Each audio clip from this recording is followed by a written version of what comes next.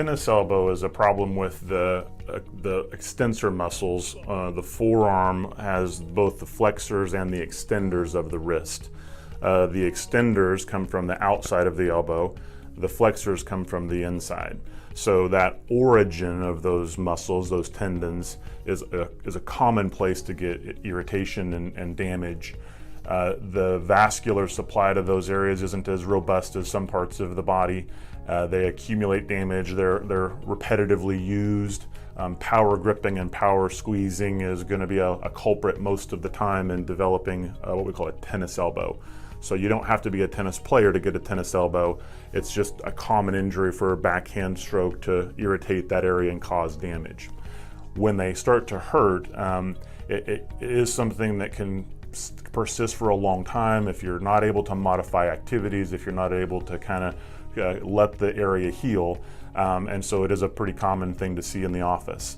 The initial treatments do involve a lot of activity modification. If you're a mechanic, if you have a job or a hobby that requires a lot of repetitive supination or power gripping, it is difficult to kind of treat those and continue to do those things at that level.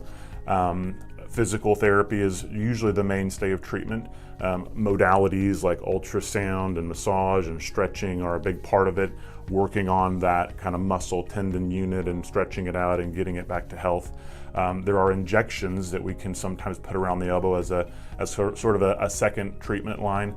Historically, those would be cortisone injections, but the literature is pretty clear that that's not the best thing for that area. It doesn't always cause the recovery, and it can actually cause some damage and some worse results down the road.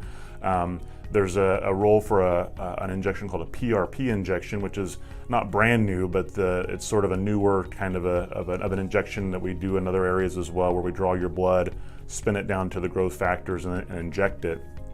Getting it covered by insurance and just kind of that whole process of getting that approved can sometimes be a little bit tricky, but there are some more aggressive treatments like that. And then ultimately, if you do have a tear, if you've not just kind of partially torn, but really detached a significant section of that and aren't responding to non-surgical treatments, we do actually go in and repair that. We remove that damaged tissue, we put in suture anchors sometimes and kind of sew that tendon back to try to get that healed.